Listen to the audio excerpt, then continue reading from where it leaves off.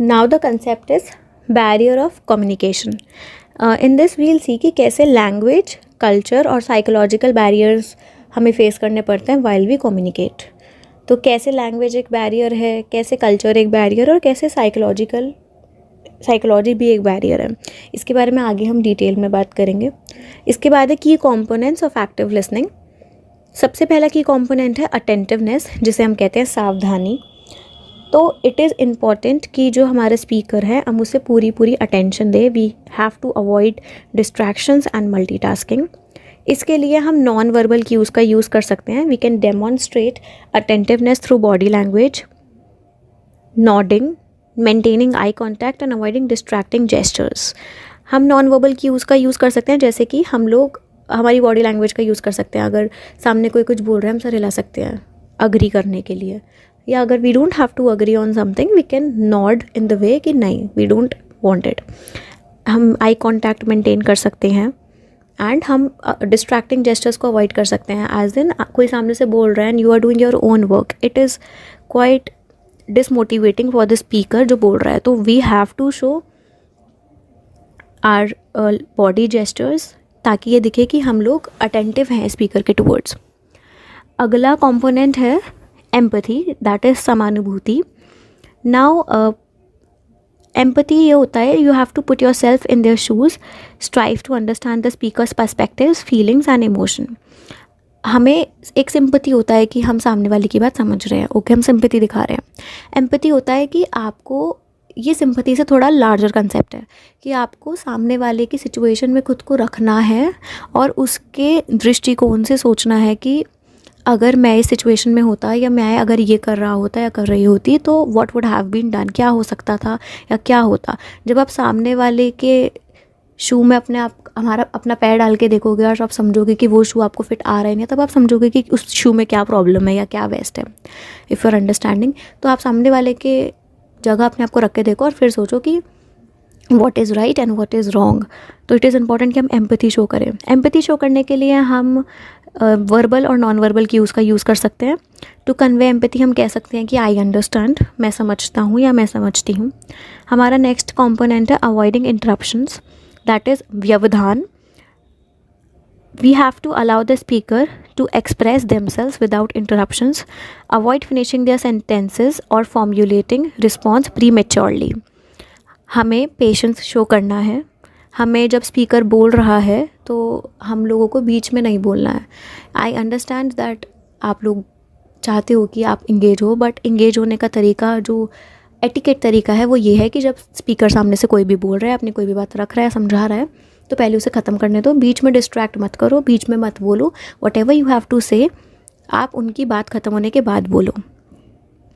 Next हमारा component है clarification, that is स्पष्टीकरण.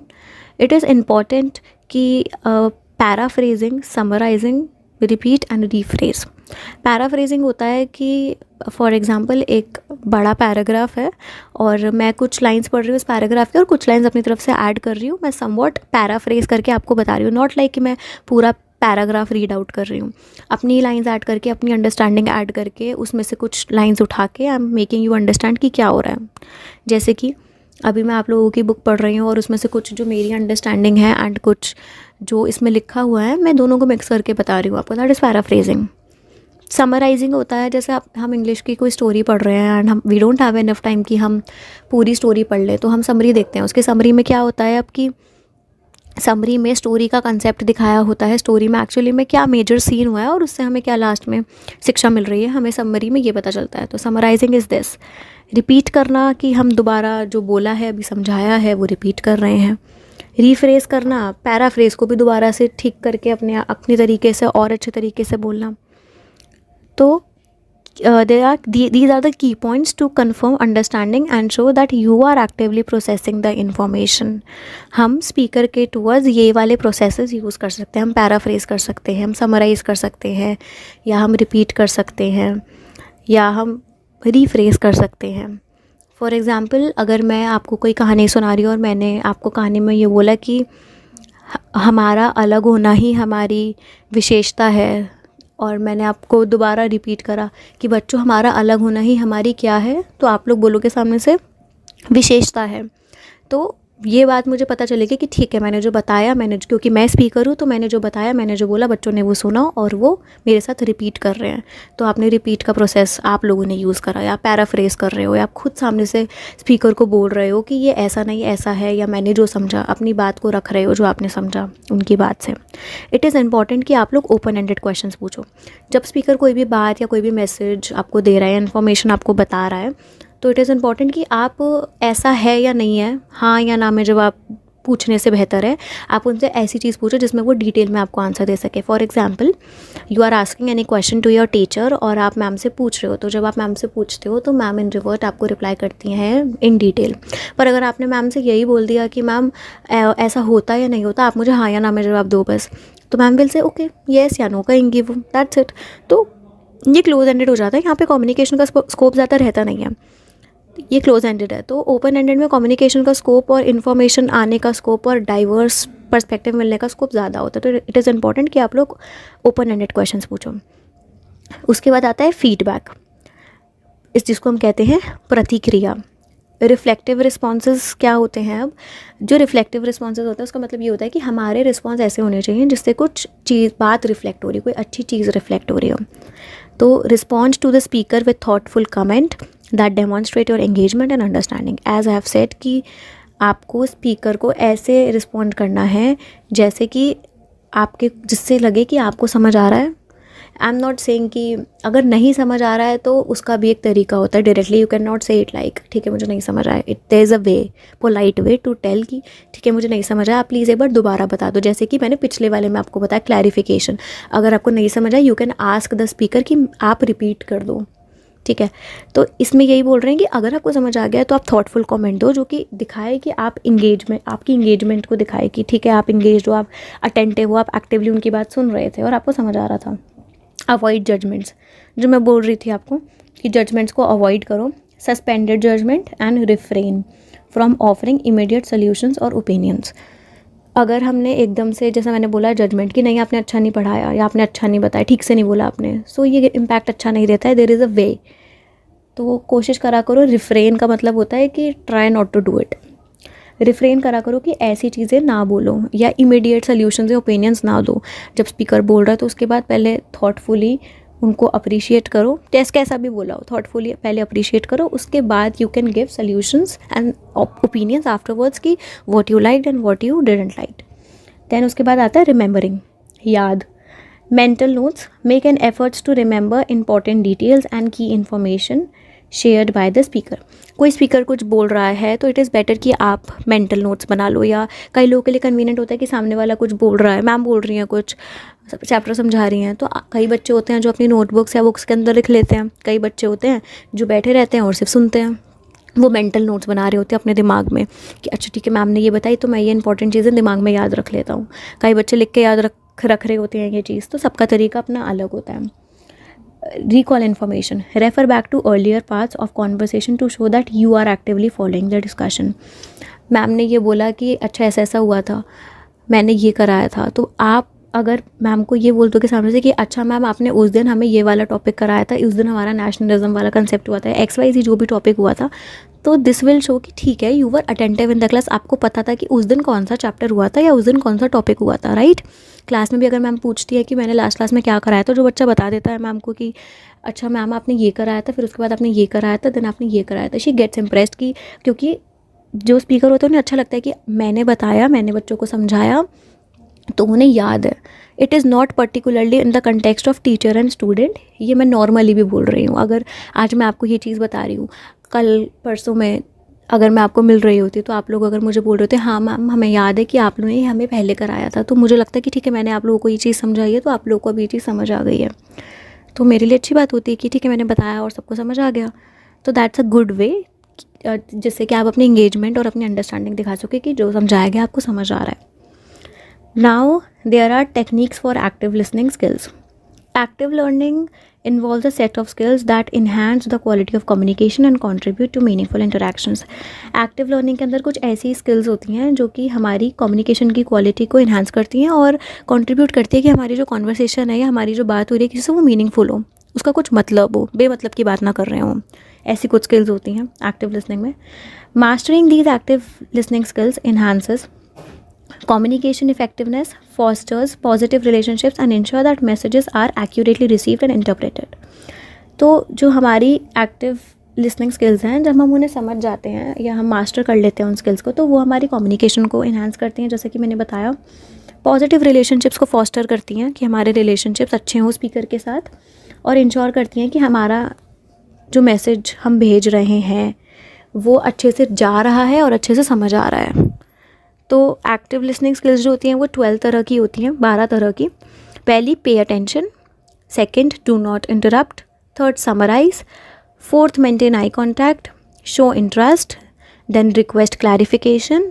Then use positive body language. Then paraphrase. Then withhold judgement, जिसका मतलब है ट्राई नॉट टू जज immediately. Show empathy. Repeat key phrases and share. ये हमारी 12 हैं, जिसमें मुझे लगता है मैंने ये सारी आप लोगों को बता दी हैं. शेयर का मतलब एक दूसरे से शेयर करो. स्पीकर ने जो भी बात बोली है, आप मेरे को कोई बात बताइए किसी ने और मैं आप लोगों के साथ शेयर कर रही हूँ अगर, तो that's sharing. It's a good thing.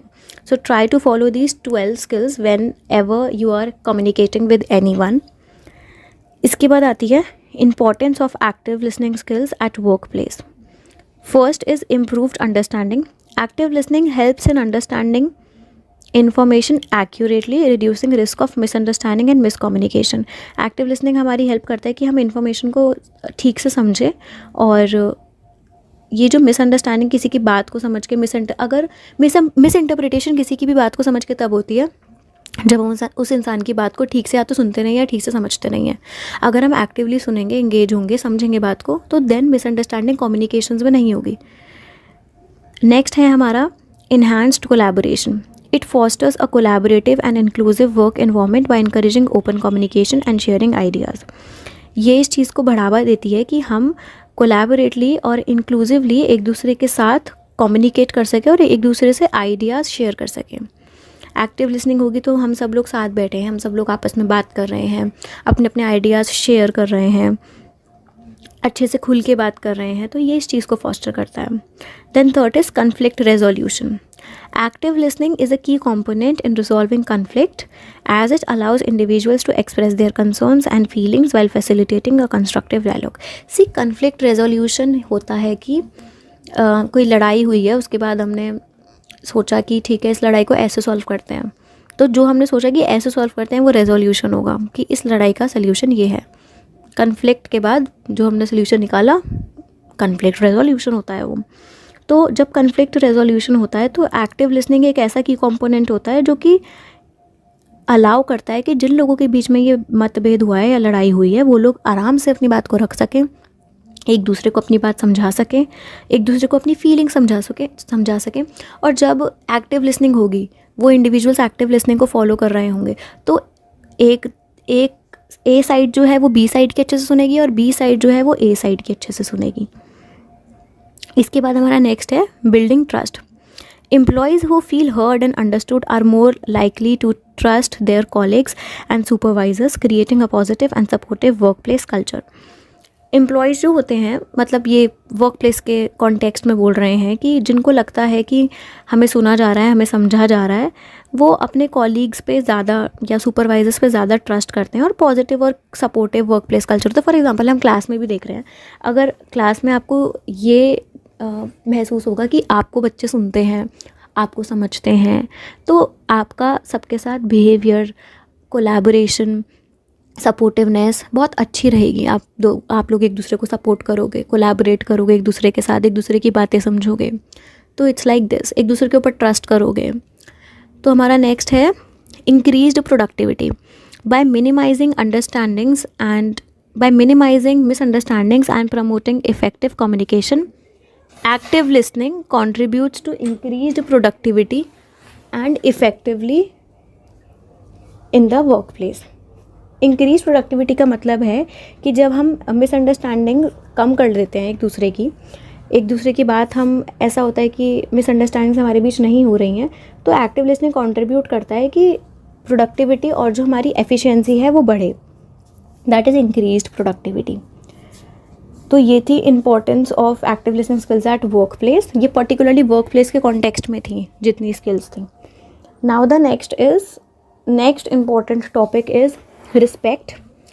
The acronym RESPECT can serve as a helpful reminder of key element to ensure active listening. Each letter represents a specific aspect of listening. ये हमारा एक acronym है RESPECT। acronym देखो, acronym का मतलब ये होता है कि जो एक एक वर्ड हम acronym में यूज़ कर रहे हैं, जैसे डेट ऑफ बर्थ को हम शॉर्ट फॉर्म में DOB लिखते हैं। तो D represents date, O represent of and B represent birth. ऐसे ही जो रिस्पेक्ट है ये एक एक्रोनिम है, क्योंकि R कुछ सिंबलाइज कर रहा है, E का मतलब अपने आप में ही कुछ है, S का मतलब कुछ और है, P, E, C and T इन सब के अपने अपने मतलब हैं। तो ये सब जो इनके मीनिंग्स हैं, they are a helpful reminder to ensure कि एक्टिव लिसनिंग कैसी होनी चाहिए। ईच स्पेसिफिक जो लेटर है वो हर एक आस्पेक्ट शो कर रहा है एक्टिव लिसनिंग की। तो R का मतलब है remove distractions, that means eliminate external distractions to focus your attention on the speaker. जैसे कि मैं पहले भी बता चुकी हूँ कि हमारे लिए ये ज़रूरी है कि जब स्पीकर बोल रहा है तो हम लोग डिस्ट्रैक्शंस ना रखें, उनकी बात अटेंटिवली सुने। तो इसका मतलब ये है हमें डिस्ट्रैक्शंस हटा देनी चाहिए, remove distractions. E is eye contact. Maintain proper eye contact to show attentiveness and interest the conversation. तो हमें स्पीकर के साथ प्रॉपर आई कॉन्टैक्ट रखना है, अपनी इंगेजमेंट दिखानी है, अपनी अंडरस्टैंडिंग दिखानी है। It is important. ये एक्टिव लिसनिंग के कुछ rules and regulations which one has to follow, which is important. And S means show open body language. ये भी मैं आप लोगों को बता चुकी हूँ। Display open and receptive body language to convey a welcoming and engaged demeanour. हमें ऐसी बॉडी लैंग्वेज का यूज़ करना है जो कि वेलकमिंग हो। वेलकमिंग मतलब अच्छी हो। वेलकमिंग यू कैन से कि इट्स अ गुड अप्रोच जो आप यूज़ कर सकते हो। तो आपको अंडरस्टैंडिंग इंगेजमेंट दिखानी है, वेलकमिंग होना है कि ठीक है मुझे समझ आ रहा है, आई अंडरस्टैंड। तो दिस मीन्स दिस।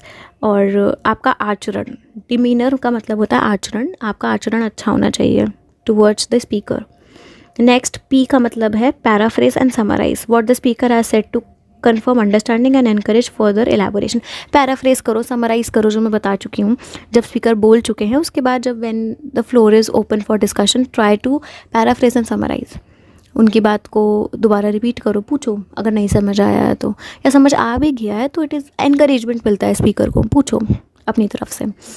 पैराफ्रेज करो कि अच्छा आपने ये बताया था, इसका मतलब यही है ना। समराइज़ करो कि इन टोटलिटी आपने ये बताया। देन E का मतलब है एम्पथाइज, समानुभूति।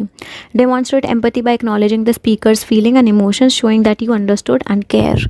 वही मैंने बताया आपको एम्पैथी का मतलब कि आप उसकी जगह अपने आप को रख के सोचो। फॉर एग्जांपल आपकी टीचर आपको पढ़ा रही हैं पूरा लगातार 40 मिनट शी इज़ स्पीकिंग, तो वो 40 मिनट से लगातार आपको कोई कॉन्सेप्ट समझाने की कोशिश करना है। सो it is important for you कि आप उनकी तरफ इतने कंसीडरेट रहो कि आप समझो कि that teacher is still speaking from past 40 minutes. और अगर हम उनकी जगह होते और हम पिछले 40 मिनट से लगातार कुछ बोल रहे होते और बच्चे अगर उनकी बात ना सुन रहे होते, ना समझ रहे होते, तो उन्हें कैसा लगता। जब आप ये फील कर पाओगे तब आप समझ पाओगे कि वाई इट इज़ इम्पॉर्टेंट कि जब कोई बोल रहा होता है तो हमें सुनना चाहिए। अपने आप को इमेजिन करो that you are on the other side of the table. C का मतलब है clarifying questions. Pose clarification questions to seek additional information and enhance your understanding of the speaker's message. Clarifying questions जो मैंने पूछा, open ended questions पूछो rather than हाँ या ना में जवाब दो कि ऐसा ही है ना, आपने ऐसा बताया था, अच्छा मुझे एक बार दोबारा बता दो आपने क्या बोला था। तो क्लैरिफाई करो उनकी बात को। T का मतलब है turn off your inner monologue, अपने भीतर के एकाल्प को बंद करें। Avoid mentally formulating your response while the speaker is talking. Stay fully present in the conversation. Mental monologue inner monologue होता है कि आपके मन में अपने ही अंदर कुछ ना कुछ चले जा रहा है, अपने ही आप अंदर अंदर अपने आप से ही बातें करे जा रहे हो। मतलब यू आर लॉस्ट समवेयर, अंदर ही अंदर कहीं खोए हुए हो। You are physically present somewhere but mentally आप कहीं और हो। तो avoid doing this, fully attentive रहो, mindfully, physically and through all aspects जब स्पीकर बोल रहा है। ये था हमारा इंपॉर्टेंट टॉपिक ऑफ रिस्पेक्ट, जिसमें जितने वर्ड्स हैं रिस्पेक्ट, जिसमें जितने लेटर्स हैं रिस्पेक्ट में, हर एक लेटर कन्वे कर रहा है कि एक्टिव लिसनिंग में क्या क्या ज़रूरी है। Now next is overcoming barriers of active listening.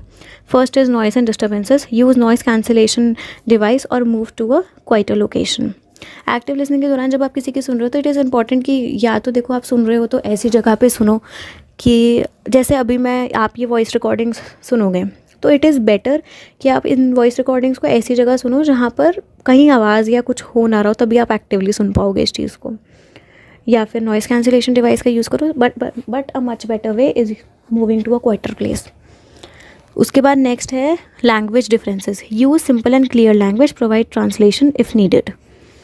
Language differences हो सकते हैं तो इट इज़ इंपॉर्टेंट कि हम सिंपल और क्लियर लैंग्वेज का यूज़ करें और ट्रांसलेशन प्रोवाइड कर दें. फॉर एग्जांपल अगर मैं कॉन्टिन्यूएशन में अभी इंग्लिश बोलती जाऊँगी तो कुछ बच्चे ऐसे हैं जिनको शायद ना समझ आए, मैं कॉन्टिन्यूएशन में हिंदी बोलती जाऊँगी तो इट इज़ नेसेसरी कि क्या हो सकता है कि कुछ बच्चों को प्रॉपर हिंदी ना समझ आए, तो मैं बायलिंगुअली बात कर रही हूँ. So it is a simple and clear language that is understandable for everyone, right. Then the next is lack of interest. Find points of personal interest in the topic related to the real life scenarios. See, it is important कि जब कोई बात चल रही हो, ऐसी communication चल रही हो, तो आप उस टॉपिक को अपनी लाइफ सिनेरियो से रिलेट कर रहे हो. जैसे कि अगर मैं आपको ये बता रही हूँ कि एक्टिव लिसनिंग में ऐसा होता है, अगर ऐसा नहीं करेंगे तो ऐसा होगा, तो कभी ना कभी लाइफ में आपके साथ ऐसा हुआ होगा कि आप ये रिलेट कर, मैं अगर ये बता रही हूँ तो मैं भी बैक ऑफ द माइंड मेरी भी चल रही कि अच्छा अगर मैं किसी को अपनी बात समझा रही थी और वो इंसान फॉर एग्जांपल फ़ोन में लगा था तो मुझे कैसा लग रहा था, मुझे भी सेम लग रहा था. आई एम रिलेटिंग ना जो इसमें लिखा हुआ है सब कुछ. So that's how you have to relate your real life experiences जो भी आपको स्पीकर बोल रहा है. Overload of information. Prioritise key information, break down complex details into manageable segments. बड़ी इन्फॉर्मेशन देने से बेटर है कि हम इन शॉर्ट छोटी छोटी चीज़ों में जल्दी समझा दें ताकि वो चीज़ मोनोटोनस ना हो और बोर्डम क्रिएट ना करे. Lack of empathy. Practise active empathy, acknowledge and validate others feeling. जो मैंने आपको बताया एम्पथी होनी चाहिए, दूसरों की फीलिंग्स को समझना इज़ इम्पॉर्टेंट और हमें वैलिडेट एक्नॉलेज करना भी बहुत ज़रूरी है. Next is inability to concentrate. Eliminate distractions, practise mindfulness to stay present. भाई माइंडफुलनेस के लिए there is a one option, meditation. Concentration करो तो जिससे आप माइंडफुल रहो, आपका ध्यान एक तरफ रहे, केंद्रित रहे जब कोई बोल रहा है उस चीज़ को लेके. Physical barriers. Utilise technology for virtual communication, address physical barriers proactively. Technology का हमें यूज़ करना चाहिए वर्चुअल कम्युनिकेशन के लिए और फिज़िकल बैरियर्स को हम ला सकते. फिजिकल बैरियर्स हो जाते हैं क्योंकि बिकॉज आज के डेट में टेक्नोलॉजी एडवांसमेंट है तो people don't prefer to meet, right. हम फिज़िकली मीट तो बहुत टाइम बात कर पाते हैं बट उससे पहले टेक्नोलॉजिकल या फिर वर्चुअल कॉन्वर्सेशंस ही हो जाती हैं. तो कैसे हम इन बैरियर्स को ओवरकम कर सकते हैं इस बात को हम आगे देखेंगे. अगला है हमारा parts of speech. Language is a powerful tool that enables us to convey our thought, emotions and ideas. Language एक ऐसा पावरफुल टूल है जो कि जिससे हम अपने थॉट्स और अपने इमोशंस और आइडियाज़ को ज़्यादा इफ़ेक्टिवली कन्वे कर सकते हैं. सोचो हम बोल सकते हैं तो हम अपनी फीलिंग्स बता सकते हैं. We can cry, we can laugh, we can speak like in whatever tone we want. हम किसी भी टोन में बात कर सकते हैं और हमारी टोन ये बता सकती है कि हम किस कॉन्टेक्स्ट में बात करें, हम गुस्से में बात करें. तो लैंग्वेज एक ऐसा पावरफुल मीडियम है जिससे हम अपनी बात को बहुत इफ़ेक्टिवली कन्वे कर सकते हैं. तो इसमें पार्ट्स ऑफ स्पीच होते हैं that are linguistic. Categories that group words based on their syntactic and semantic functions within a sentence. जो हमारे पार्ट्स हैं स्पीच के वो लिंग्विस्टिक होते हैं, मतलब लैंग्वेज रिलेटेड होते हैं. कैटेगरीज होती हैं वर्ड्स के based on their syntactic. Syntax होता है जिसमें हम वाक्यों की रचना करते हैं नियमों के अनुसार. मतलब जैसे इंग्लिश में क्या होता है, SVA ऑर्डर होता है, सब्जेक्ट वर्ब एंड एग्रीमेंट. पहले सब्जेक्ट आएगा फिर वर्ब आएगा, वो होता है सब्जेक्ट वो SVO. हाँ SVA ही होता है. तो सब्जेक्ट वर्ब एग्रीमेंट, उसके बाद ऑब्जेक्ट आएगा. पर अगर हम हिंदी में देखें तो हिंदी का ऑर्डर होता है SOV, सब्जेक्ट ऑब्जेक्ट वर्ब. तो ये अलग हो गया ना. इंग्लिश में पहले सब्जेक्ट आ रहा है फिर वर्ब आ रहा है फिर ऑब्जेक्ट आ रहा है, पर हिंदी में पहले सब्जेक्ट आता है फिर ऑब्जेक्ट आता है फिर वर्ब आता है. तो अगर हम इंग्लिश सेंटेंस की रचना अगर हम हिंदी सेंटेंस के अकॉर्डिंग करेंगे तो वो ग्रामेटिकली तो इनकरेक्ट हो जाएगा, राइट. अगर हम हिंदी की रचना इंग्लिश के रूल्स के अकॉर्डिंग करेंगे तो वो ग्रामेटिकली करेक्ट हो जाएगा। तो सिंटैक्स होता है जब हम सेंटेंस की फॉर्मेशन करते हैं based on their rules and regulations. Semantic होता है मीनिंग, सिमेंटिक का मतलब होता है अर्थ। Functions within a sentence, इन चीज़ों का हम यूज़ करते हैं, ये हमारे पार्ट्स ऑफ लिंग्विस्टिक का पार्ट है। Understanding these categories help us to recognize how words relate to one another, facilitating clear communication and more precise expressions. जब हमें ये पता चलेगा कि सिंटैक्स क्या होता है, सिंटैक्स जैसे मैंने आपको बता दिया, अगर आपको यही नहीं पता होगा कि इंग्लिश की लैंग्वेज में पहले सब्जेक्ट आता है, फिर वर्ब आता है और फिर ऑब्जेक्ट आता है। For example, Reena is playing with the ball. Reena subject है, वर्ब हो गया इज़ प्लेइंग, बॉल हो गया ऑब्जेक्ट, सब्जेक्ट वर्ब ऑब्जेक्ट। ये इंग्लिश सेंटेंस की फॉर्मेशन इसके हिसाब से होती है। अब हम हिंदी में इसी चीज़ को देखेंगे तो रीना बोलेंगे हम हिंदी में, रीना बॉल के साथ खेल रही है। रीना सब्जेक्ट, बॉल पहले आ गया अब तो ऑब्जेक्ट हो गया, खेल रही है वर्ब हो गया, क्रिया हो गई खेलना, तो SOV हो गया ये। That's how. जब आपको यही नहीं पता होगा तो आप लोग कम्युनिकेशन में, जब कोई, मैं इंग्लिश में अगर कुछ बोल रही हूँ और आप लोगों को ये नहीं पता कि इसका ऑर्डर सेंटेंस का ऐसा होगा, तो आप लोग उसका मीनिंग क्रैक नहीं कर पाओगे। सिमिलरली इन हिंदी, तो हमारा इन फंक्शंस का पता होना बहुत ज़रूरी है। हमारा is, am are, was, were, verb, subject, noun, pronoun, इन सबका मतलब पता होना बहुत ज़रूरी है, ताकि हम मीनिंगफुल कॉन्वर्सेशन कर सकें, हमारी कॉन्वर्सेशन प्रिसाइज और बहुत अंडरस्टैंडेबल हो। अब हमारे ट्रेडिशनल पार्ट्स ऑफ स्पीच जो हैं वो है noun, pronoun, words, adjectives, adverbs, prepositions, conjunctions, interjections. Nouns जो होते हैं, noun is a word that present a person, place, thing और आइडिया। संज्ञा, किसी व्यक्ति, वस्तु, स्थान या भाव के नाम को संज्ञा कहते हैं। I think it is well understandable thing. Pronoun जो होता है is a word use to replace noun to avoid repetition. जैसे कि रीना खेल रही है, रीना खाना खाती है, रीना 10 बजे सो जाती है। अगर हम बार बार रीना रीना करेंगे तो ये बहुत मतलब ग्रामेटिकल इट इज़ इनकरेक्ट, तो हम प्रोनाउंस का यूज़ करते हैं। प्रोनाउंस जो होते हैं वो होते हैं he, she, it, they, them. She is sleeping, she is playing, she sleeps at 10, she likes to eat banana. तो ये हमारा प्रोनाउन हो गया, he, she, it, they, them. उसके बाद आते हैं verb. It is a word that expresses an action. जो मैंने आपको बताया क्रिया होती है वर्ब, खेलना, कूदना, दौड़ना, पीना, खाना, ये सब वर्ब होते हैं। Run, eat, sleep and play, these all are verbs. Then adjective is a word that describes or modifies a noun or pronoun. Adjective एक ऐसा वर्ड होता है जो कि हमारे नाउन और प्रोनाउन को मॉडिफाई करता है। विशेषण पता है सबको, अगर विशेषण पता होगा तो वही होता है। जैसे रीना इज़ हैप्पी, तो रीना खुश है, तो रीना खुशी खुशी खेल रही है, तो ये हमारा एडजेक्टिव हो गया। हम बता रहे हैं कि रीना खुशी खुशी खेल रही, खुशी खुशी एडजेक्टिव हो गया। Reena is happy, Reena is tall, Reena likes blue colour, तो ये एडजेक्टिव्स हो गए। उसके बाद आता है adverb. Adverb is a word that modifies a verb, adjective और अदर एडवर्ब्स। विशेषण, विशेषज्ञ, अगर याद हो सबको तो ये एक ऐसा वर्ड होता है जो कि वर्ब को, एडजेक्टिव को और एडवर्ब्स को ही मॉडिफाई कर देता है। जैसे कि क्विकली हो गया, वेरी हो गया, हेयर हो गया। preposition is a word that shows the relationship between a noun and the other word. Connecting words हो गए in, into, up to, ये prepositions होते हैं. Conjunction is a word that connects word phrases in a sentence. Conjunctions होते हैं because, therefore, however, moreover, but, also, और ये conjunctions होते हैं. मतलब join करते हैं sentences को, कनेक्ट करते हैं वर्ड्स को. Reena is playing and when she will come she will drink banana juice. तो दो सेंटेंसेस ज्वाइन हो गए. एंड जो आ रहा है बीच में दैट्स अ कंजंक्शन. उसके बाद है interjections. Interjection is a word or phrase that expresses strong emotion or sudden exclamation. Interjections are often followed by an exclamation marks.